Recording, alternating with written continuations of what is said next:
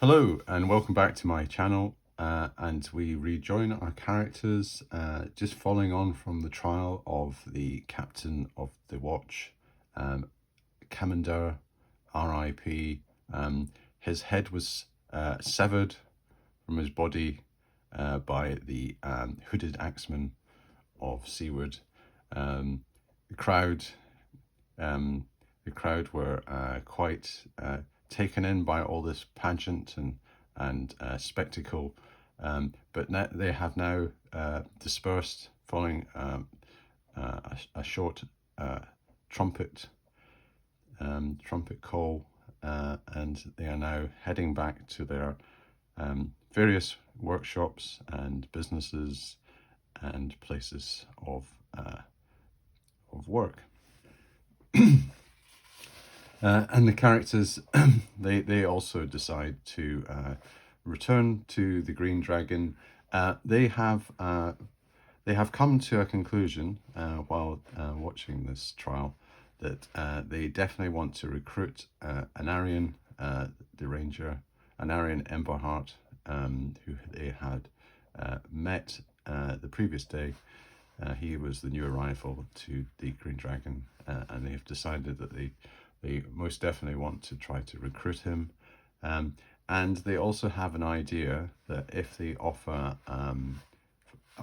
him the prospect, the tantalizing prospect of joining them, either with a direct expedition to Dunmorna, and further exploration of that particular dungeon, or the alternative to follow up Dark Water and the temple that is nestled on the island in the center of that lake. He will be tantalized enough, he will be convinced enough to have a positive reaction to our overtures, and we will gain a fourth party member and strengthen our host, our abilities, our combined abilities, and then we will reflect on what the strengths and weaknesses are of our party at that stage, and see whether we have any more gaps. It'd be quite interesting to go through the player's handbook and see whether excuse me, see whether we have any particular skill sets that we might be missing, that the player's handbook could offer in terms of character classes. I think we're quite well covered just now. We've got quite a heavy fighter presence already. We've got a thief, and we've got a magic user dimension, and we've obviously got the cleric, which is very useful. Other classes that we have not really come across would be, I suppose, the paladin, the druid, the monk, and the assassin. Now, I think the assassin is quite a specialist one, and I could do a whole episode on the assassin and where that could be used. I had an assassin once, my little gnome, and it was a lot of good fun. But the actual direct use of assassin type of skill set was, I suppose, quite limited. I think we need to kind of review that.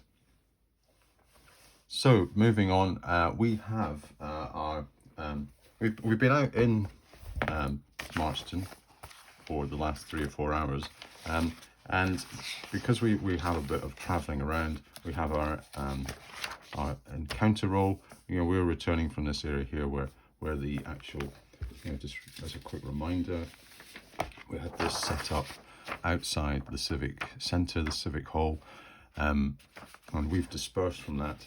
We are returning to the Green Dragon in this zone here, and we will do our encounter check because we've been out for more than 3 turns. So we'll get our D20. And I've just lost my little shaker. Shaker Bane. Let's see, 1 and 20. We got a 4. So there's no encounter on the way back. we return to the Green Dragon, and yeah, we see Anarion. He's sitting there. He's got his feet up on the table. he's smoking in the pipe. He's looking very arrogant. And Dagobert's thinking, that's a bit rude, actually. Putting your feet on the table, or maybe it's on a bench. Maybe not on the table, because that would be quite maybe a bit of a stretch for even like a long-legged chap. Well, he's thinking, his mother never told him that you shouldn't put your feet on furniture. Dagobert's a wee bit niffed about this. And they come over to Anarion. They say, greetings, Anarion. We have just attended the trial of Keminder, the previous captain of the watch. He has been executed. It was quite a spectacle. Would you care to join us in having a drink, and we can maybe discuss some potential future prospects? We have an offer that we would like to give to you. And Anarion says, well, that's interesting, because I have been doing my own inquiries. I have been asking around, and I understand that you have quite a reputation now. And in my opinion, you actually seem to be the real deal. And I am quite keen for us to have a talk. So this is all looking very promising. And definitely, it's definitely not going to be contrived, this, because we still have to do the reaction roll, and anything can happen with the reaction roll, as you've seen. So let us get our little bit of paper again, and remind ourselves of what we did last time. So we had on the reaction, we had Dagobert at +5%. We had a racial modifier, because he was from the Northern Marches, and Dagobert is from Hawksmoor, or +10. We had his altruistic side and his rude side as opposites. So we will roll for them again. So his altruism, let's see if that shines through, +3% this time, +3. And his rudeness is a 4. So -4 gives us a net -1.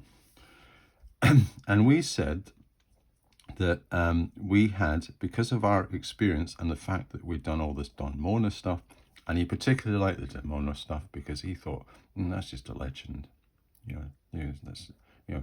People are making that up before, but these people have actually been down, and he has actually verified this by talking to some of the residents in the Green Dragon. So we got a +20 for that. So in total we had +35, and then it was neutral last time because we got +7 -7. So we will have +34 this time. And I would say that because Anarion has been doing his own line of inquiry and asking around, and he has been getting it validated, he's been saying, these three characters that I was talking to the other night, I hear that they've been down Dunmorna, and they've come back with bits and bobs, and anybody that he's come across, they say, oh yeah, we had one night in the Green Dragon, and we were jumping around on the tables, and they were going on about fire beetles and skeletons and all sorts of strange stuff. But yeah, they've come back. That elf, he's sporting some nice sword that he picked up, and it kind of, there's a kind of aura about it, and they've been up to Thudibert. We've heard Thudibert's been, chatting away to them. He's got quite a relationship, and people keep coming down to the Green Dragon with these little strong boxes and putting them up in the strong room. So this is not all obviously come from one person, but he's kind of pieced all this information together, and he's actually been quite impressed by it. So I would say that ordinarily I'd probably give a +10, but let's do the thing that I think maybe just to kind of push it, he might have been super impressed. If we do, say, +10 on +10 on a 1 to 3 on a d6, a +15 on a 4 to 5, and a +20, he really is, he's wowed by it, but there's a small chance on a d6. Let's see if we can boost it up, so we get a nice positive, and he is sufficiently impressed by our reputation. Excuse me. So it's a +10. So we get the minimum. So we have +44% to our reaction roll. Okay, this is where we get the Dungeon Master's Guide out and go to our the key table. I think this is probably, for this campaign, this has proved to be the most important table in almost the game. Apart from maybe the combat tables, we have used this the most. The encounter reaction table. So we'll get our percentage dice primed. We've got our 10s and we've got our units. So a +44. So we get 60 plus 44 is 104. Right. I think we have struck gold with Anarion. That's 104, and we can see what it would be like if we didn't have any of these bonuses. We would have got +15. So our base is 60, and we would have got +15. So we would have got 75 -1 +74. So 74 without any bonuses would have been top end of uncertain, but 55 almost at friendly. So that would have been a good reaction anyhow without any help. So we're kind of almost baked in the +20 because of the fact that he was impressed by us. And the other bits just kind of pushed it over the mark a bit. So 104, I remember from the other day, we had when we had Seaward's reaction, he was at 114, I think. So 96 to 100 or greater, enthusiastically friendly, immediate acceptance. So that's a good place to be. So I will get out my matrix of reaction examples in the tome. I should know where it is. Yeah, it's that reaction table. Here we go. And we will look lovingly at our enthusiastically friendly section. Becomes ally, agrees to negotiation or deal. He's not going to fall in love. He's not smitten, and maybe friend for life is a bit of a stretch. So definitely the alliance. Yes, and he says, yes, I agree to join your party. We will, as long as we do everything the Ranger way, which is equal terms, four-way split. We all share the same risk. We make the oath of the North, and so they all shake on it and they say, yes, the oath of the North. That's become a thing that the Rangers do to kind of keep them within this fraternity, and they all have loyalty to each other. It's a kind of mutual cooperative that they seem to operate, and because when you think of it, they're a bit like a kind of they've got to trust each other because it's such a brutal, unforgiving environment, the Northern Marches, for these Ranger characters. When they're out on their own, they rely on other individuals in the Ranger fraternity to support them, so that they will, for example, Rangers will maintain little stashes of supplies, and just have little kind of in the wilderness, little secret areas that a Ranger knows about and can go to in case of emergency, and say restock on things. So And whenever a ranger comes across another ranger, there is a duty of care that they take care of that person if they are struggling. And I was thinking, on the rude side, I think we'll maybe just resolve the rude one. But we've come up with this rude thing for Anarion, and I'm thinking maybe he's just more lacking in refinement and manners. And that's maybe what you would expect for someone that's been out in the wilderness all the time. He's not used to civilization. He's not used to dealing with regular civilized people. He doesn't follow the cultural norms. He's an outsider. And if you remember Aragon, well, actually, it's the Bashki film I think of with John Hurt. And the Aragon character in Bree, he's really quite abrasive, and he's always shouting at people, and he is quite rude. So you just imagine any other ranger as being quite, he was going, "Oh, Butty boy, you're an idiot," that type of stuff, and it was all kind of that kind of stuff. He was quite aggressive, until you kind of got to know him. So Anarion's going to be the same case. But what we can do is maybe just do a 1 to 10 on his rudeness, and see whether it's a genuine thing or it's just kind of like his brooding manner. So this might help us. So we have a 4. So on his rudeness, it's only a 4.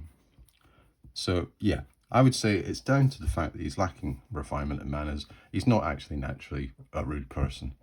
He might have a wee bit of he might be a bit inconsiderate and a bit kind of like he kind of butts in and that type of thing, or doesn't give people a chance to speak and stuff. But that's quite limited.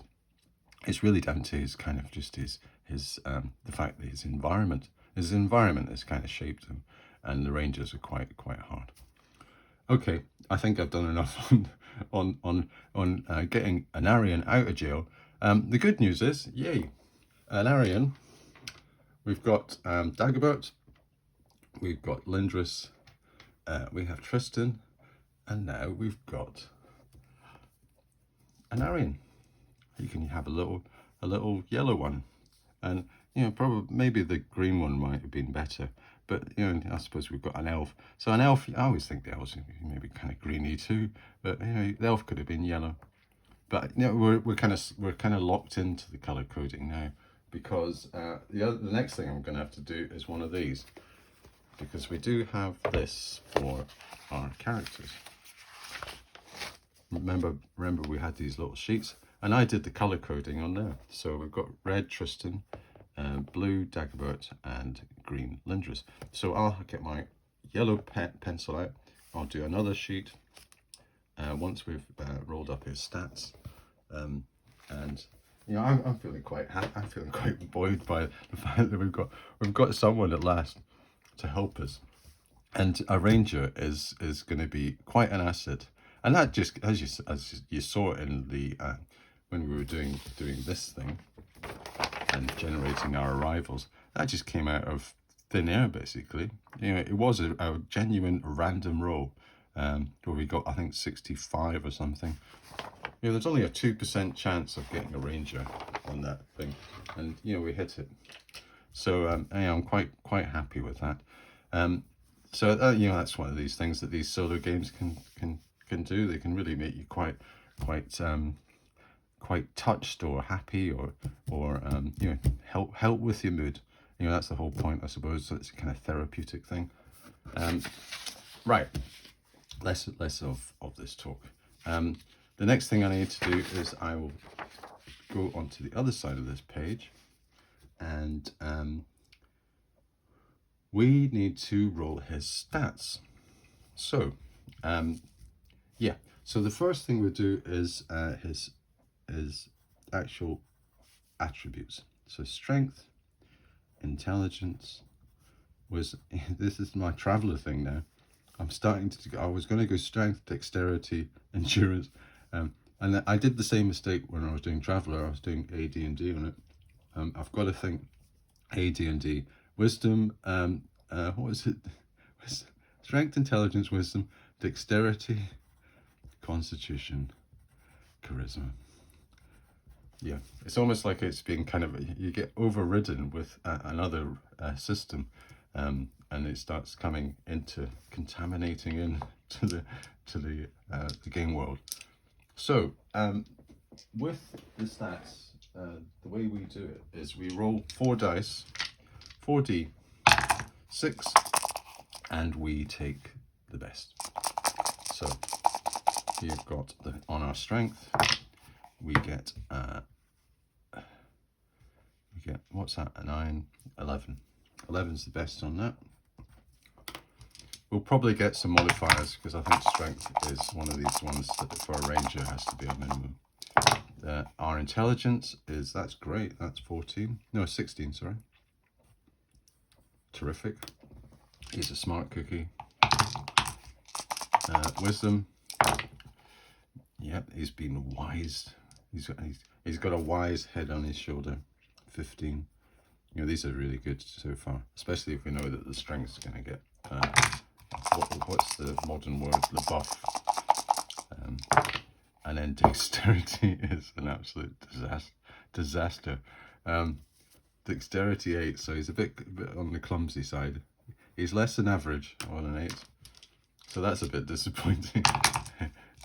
Constitution needs to be high. It has to be high for a ranger. Yes, it is. That's 11. 15 for a constitution. Oh, beautiful. That's what the public wants. And a charisma. Now, is he going to have this amazing charisma to override his maybe abrasive demeanor? So yes, he had. Wow. Now we are talking. That is a 16. So not only is he a ranger, he has got, maybe he's got some leadership potential. Because if we look at our player's handbook, and we're thinking of maybe what any reactions we want to get in the future. And I'm not saying that we're just going to oust Dagobert from his leadership position, but he might be magnanimous and say, well, we've got to play to our strengths. And if this Anarion has got the gift of the gab, and he exudes the X factor. Who am I to charisma of 16? Plus 20. Oh, plus 25 reaction adjustment. Ooh, that could be very useful. This guy's getting better by the minute. Okay, good. Right. So that's the stats done. We do a minimum score adjustment, and that's based on the ranger character. So if we look up rangers in Player's Handbook, ranger, paladin, ranger. Okay. So the rangers are a subclass of fighter who are adept at woodcraft, tracking, scouting, and infiltration and spying. So they're quite all round. You know, infiltration and spying they do too, which you maybe wouldn't think. You think maybe they're just this woodcraft and tracking and scouting, but you know they do almost like Black Ops type stuff. All rangers must be of good alignment, although they can be lawful, chaotic, or neutral otherwise. Okay, why don't we determine his alignment? Well, we'll do his stats first, and then we'll determine his alignment randomly. A ranger must have a strength of not less than 13. Okay, so we'll put that +2 to 13. Okay. Intelligence of not less than 13. Wisdom of not less than 14. So I think both of those we know are quite high, 16 and 15, so that's not applicable. And a 14 or greater constitution. Yep, that's fine. Unfortunately, it doesn't say anything about dexterity. Because dexterity, that's his weakness. If the ranger has ability scores of greater than 15 in strength, intelligence, and wisdom, he or she gains... right, so I don't think we've got that. We've only got 13 strength just now. Okay, so that is the first set of criteria we go through. And let's do his alignment. We did say that he can be anything that's good, and he can be lawful, chaotic, or neutral. So we'll just do we'll do the D6, and we'll have one 1 to 2 lawful, 3 to 4 chaotic, 5 to 6 neutral. Okay. So he's neutral. So he is neutral good.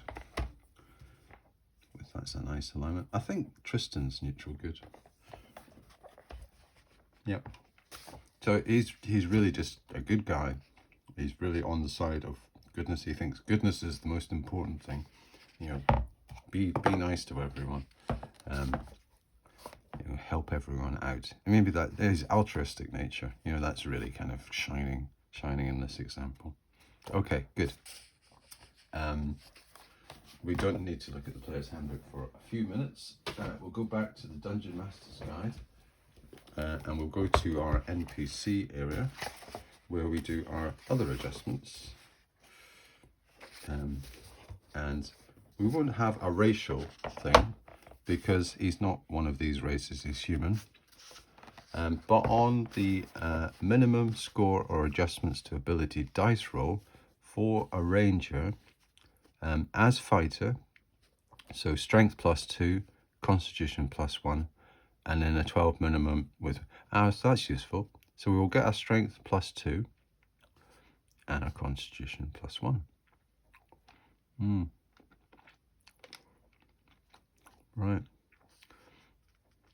Yeah, so we had a minimum. So that is, I suppose I go through this criteria thing. So even though, say we'd had a fighter, I think the minimum strength is 9. So he would have already been increased to 9. We had a minimum already for the ranger. So this is over and above. I suppose this would be designed to kind of get the ranger up to whatever it was he was supposed to be, 13. But no, I'm just going to go with this process. I go in a kind of step order, and if it creates maybe some slight advantages or disadvantages, so be it. So I'll have a strength of +2 with him. +2, so that goes up to 15. That's great. So we'll get our experience bonus, and then we have constitution of +1, which is terrific. So +1, and that goes to 16. Good. So that is the adjustments for class, and then we do our age thing, where we go to age at the start of the DM's guide. We find out how old he is, and rangers, humans, are 20 plus 1d4. So get our d4 out. I think they're a bit older than fighters. They probably have a bit more kind of experience in the early life of learning the skills of the trade, and just becoming slightly bit more mature. So he's 21. Age 21. So what does 21 mean on our table? And if you are human, you are mature. So remember, we just jumped straight in at this point. I'm saying that these items for earlier years are already baked in. Add 1 point of strength. Oh, my goodness. Another point of strength and 1 point of wisdom. Wow. So our wisdom goes up to 16. And my goodness, our strength has just gone up another. So we've taken, that's plus 5 to our strength. Wow. That is impressive. Just through this system that I've got. Okay, good. So 21. We could, at the same time, we could do his secondary skill. We can use this table here. So let's get our percentage dice out and just find out what he gets on that one.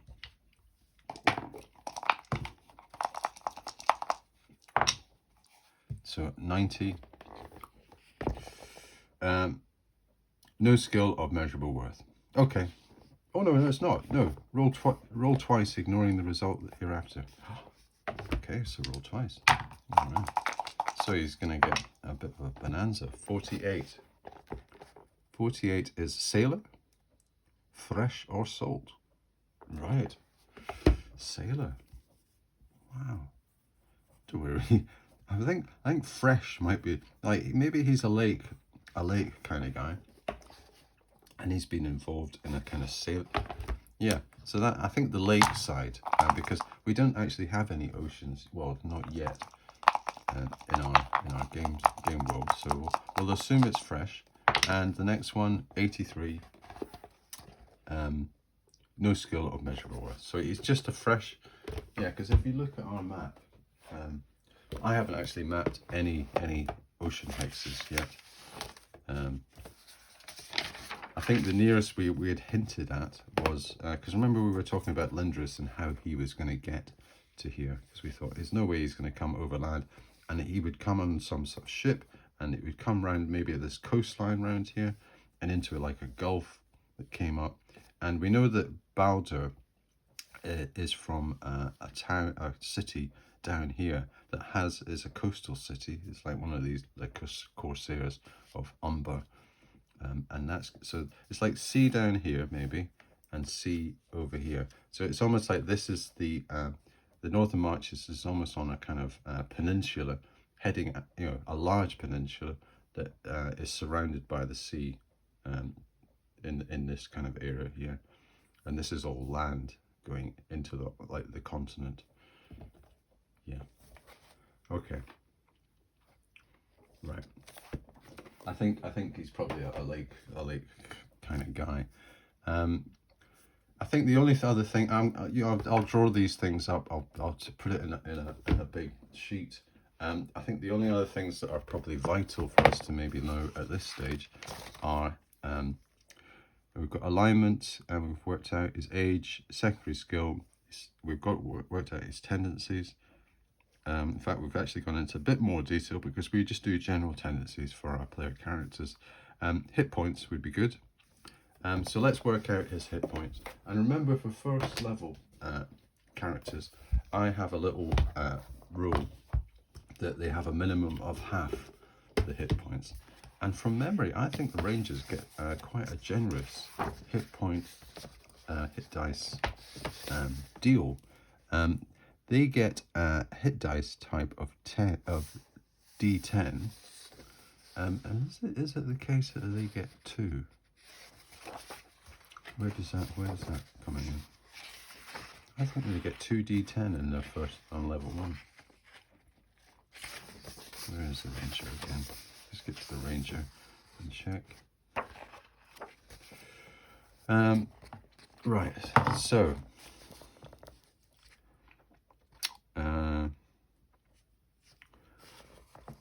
unlike other fighter types, Rangers have 8-sided hit dice, but at first level they get 2 rather than but 1 hit dice. Right, I thought it said on that table that they had a D10. That's not what that table said. Where was the table? Sorry, if you just bear with me a sec, I just got a bit confused there. Oh, here we go. D10. Oh, I was looking at the wrong line. I was looking at the fighter.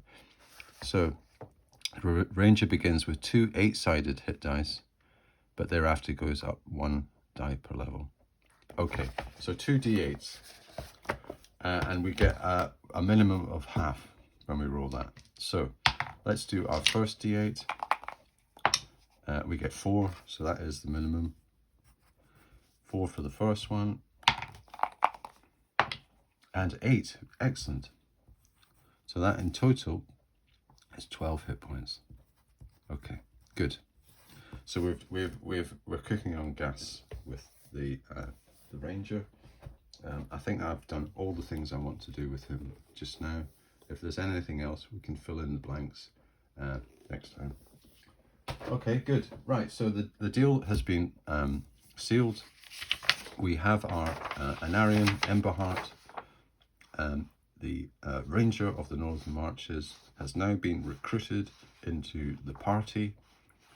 We don't have a name. Our party doesn't have a name yet, but I'm sure that will develop in time as we get a bit more distinctive individual character. The next thing we do in the Green Dragons is an event check. So if we get a 6 on a D6, we will get an event happening. We do get an event happening. Whoa, it's all going on tonight. I have to invoke. Let's see, we're on. It's all happening today. So we have an event. I put a big tick there. So it goes into effect. Our event metric. Here we go. We have a quick look at this. Events are checked for daily as we progress through the week and are composed of 6 categories that are further broken down into individual examples in the events table. As the campaign develops, populate free. Right, okay. Events don't necessarily occur immediately, but can signal the start of an extended or ongoing experience. Okay, so this is exciting. I don't think we've done an event yet. Okay. Right, D6 for the event category. 2, rumors. Rumors. These can be expanded upon by using the adventure generator with a chance this event spawns a patron and an adventure.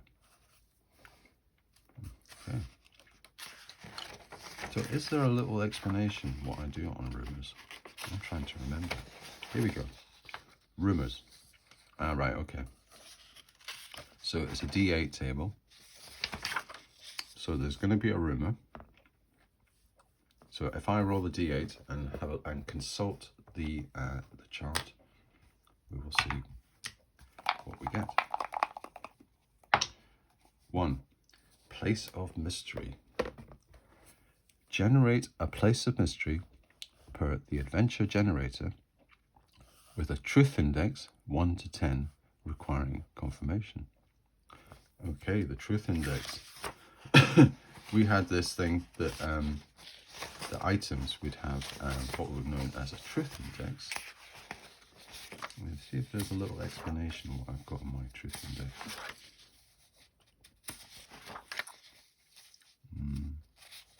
Yeah, I'll have to find that bit. Yeah, I think the truth index is just something that we just assign a 1 to 10 value, and that indicates how when we try to research it, how much it is actually fact or just rumor. So on the rumor thing, we had to generate a place of mystery per the adventure generator with a truth index of 1 to 10 requiring, yes, we have to get confirmation, and we use this truth index to get confirmation. So this could be like a lead that we've heard about this, but we can generate a place of mystery. So I think I'm just looking at the time now. Now we seem to have a bit of time. We could give this a shot. So let's just do this quickly. A place of mystery. So if I get to my adventure generator, whenever there is a patron appearance, so it's usually a patron, but what we do is we will do, yes, we use this D6 table to generate the mission type. And if a physical location is required, right, okay, yes. Yes, so I think the place of interest, we go straight to the jugular, don't we?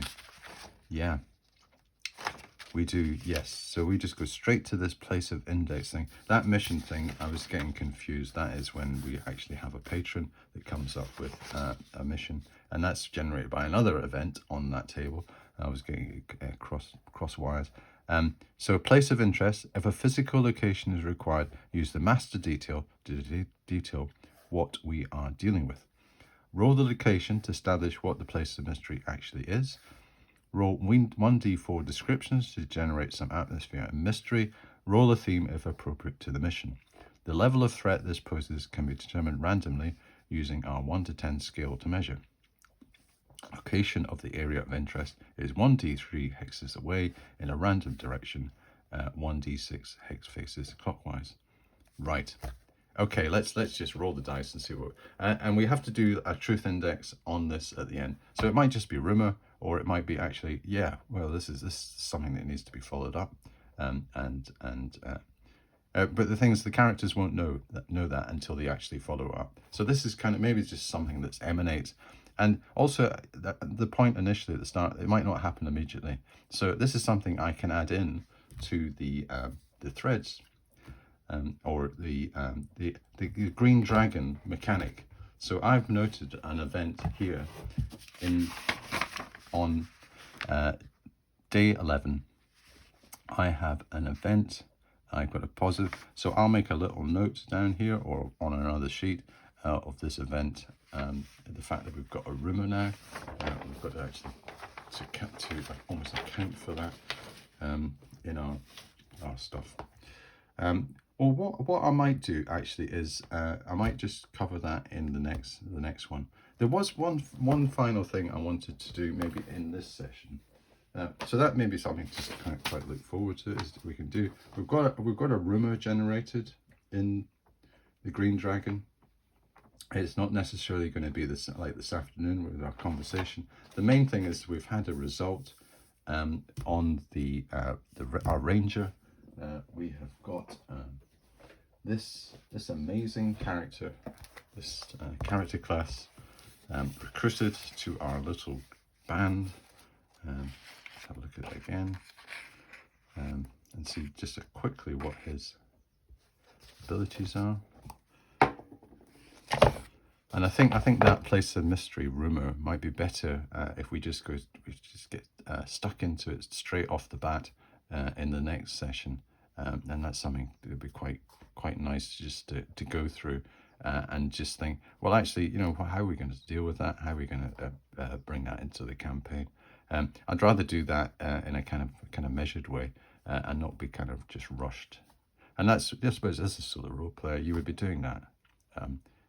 And just saying, right, I'm going to go away, have a cup of tea. How do we think about that and do? So I'm just going to go away and have my little cup of tea and have a bit of think about it. But in the meantime, we've not got a paladin. We've got this guy here. We do this humanoid thing that it can fight giant class types. The amazing Ranger surprise. So the surprise opponents 50% of the time. So it's going to be the 1 to 3, and are themselves surprised only on a 1 in 6. Whoa! So I think that's an absolute doozy of a benefit to have for our party. Tracking outdoor might come in. We're going to do a lot more outdoor adventuring, and now our emphasis might be a bit more outdoor because we've got an outdoor specialist. 8th level, don't bother about. 9th level, 10th. They do have some restrictions.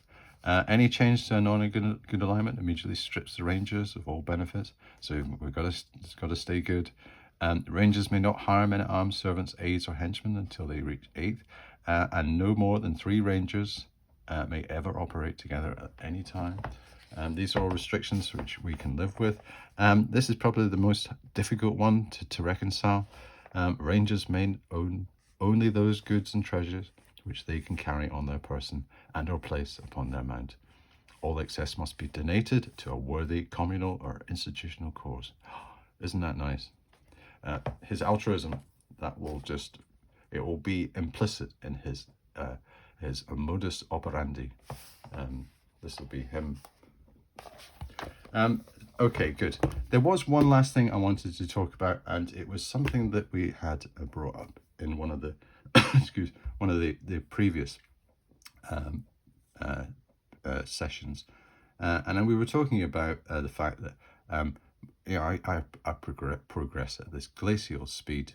I'm very slow and whatever, and I was trying to kind of make not excuses, but I was just saying that's kind of my style and stuff. And I think way back I mentioned something called Slow TV. And it was this thing that it was invented by I think it was Norwegian television, their public service company.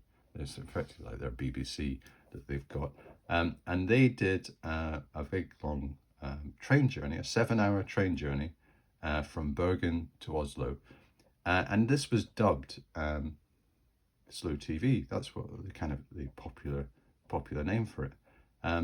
So it was TV coverage basically of an ordinary event in its complete length. So you got on the train, and it was almost like being in the train driver's seat, and you just followed this train journey. And supposedly the appeal of this slow TV, it has been compared to the revival of LP records as an audio format. It's got that kind of old school kind of appeal. Um, and I've done a bit of research. I thought I'd do a bit of research on it. And it seems like people are drawn to slow TV for its ability to provide a calming and immersive experience, often in contrast to the fast-paced and often overstimulating nature of modern entertainment. And I thought, that's interesting. And then it also says it allows focus on the present moment and a chance to appreciate the details of everyday life. And I'm thinking, that's interesting. That almost sounds like my style of maybe it's not slow TV that you're watching. This is slow AD&D, and I have christened it here on this episode 68 of this. This is slow AD, and I will have slow traveler, very slow traveler. And I think I'm not going to just do it for the sake of slow. I think that's just my style. I can't help it. It's my natural pace. I like to go through logical steps. I examine all the angles, the dimensions, and I go off on tangents. And I don't want to be slow for the sake of it. It's just the way. It's almost like I've got this kind of. I have played a lot of solo stuff myself and not done it obviously on YouTube. And that's just what I do. I go into all the different details, and I go in, and I just like doing that. It's like when I used to war game. I really got a big kick of just maneuvering my armies about, and the combat stuff was great too. But I really enjoyed like the maneuver side and just the kind of almost like the logistical things and the setup and all that type of stuff.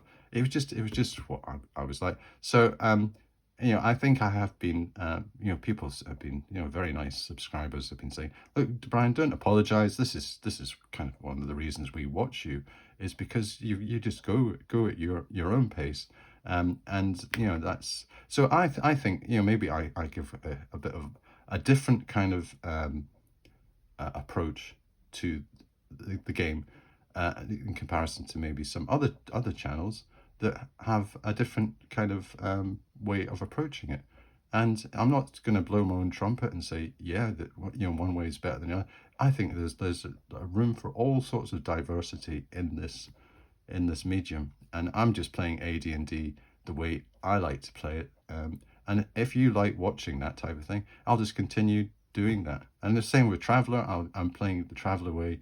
I like to go into quite a lot of detail. I like to think about all the different aspects. It's almost like if you are doing something that I think I gave an example the other day. The characters had that magic pool, and they come back with the sample, and you could have one method where you just go straight to the magic user and say, can you analyze this? And they go roll a couple of dice and say, yeah, it's this and whatever. And whereas I went through quite a methodical and kind of was it was quite extensive steps to think, well, how would I get that analysed, and who have I got to speak to? And I had to go to Jasper and ask, and he said, oh yeah, that's going to be Kayla. And Kayla, we had to go to Perryfold and see if we could get an appointment. And then there was the thing where we found out about the identity thing, and it's the fact that, oh, that's going to cause you an issue. And then Perryfold had to come down and explain. That all took a maybe about 40 minutes on YouTube, on a video. And another campaign would have done that in minutes. So that's probably the reason that I'm going at such. But I like that. I like going and doing that kind of pace. So I just wanted to finish this episode by saying that is that it's almost like by researching what slow TV is, I almost came up with my own definition on my own channel by default. I am slow, as I say, slow AD&D and slow traveler. I think maybe Slow Traveler hasn't got quite the same. Slow AD&D sounds really quite good, doesn't it? It's like Slow TV, Slow AD&D, Slow TV. Slow Traveler, maybe just a bit of a mouthful that. I maybe have to come up with a better one. And then what if I do RuneQuest? It'll be Slow RuneQuest. If I do what's the other one? Aftermath, Slow Aftermath. Yeah, Aftermath is very, very slow because it's so complex. And I think it'll be slow because of its complexity and the fact that I do it at a very slow pace. Okay, I think I've talked enough today. Next episode, we will get straight into the rumor that we've generated. We have the 4 seasons that have to do a little bit of a turn. And then we'll get ourselves set up with our new buddy, Anarion, and see what we can do. Adventure-wise, we'll either go to Dalmorna, we'll follow up Darkwater, we might even sniff out this new place of mystery. That sounds exciting. Okay, good. Well, thanks for watching, and I'll see you next time.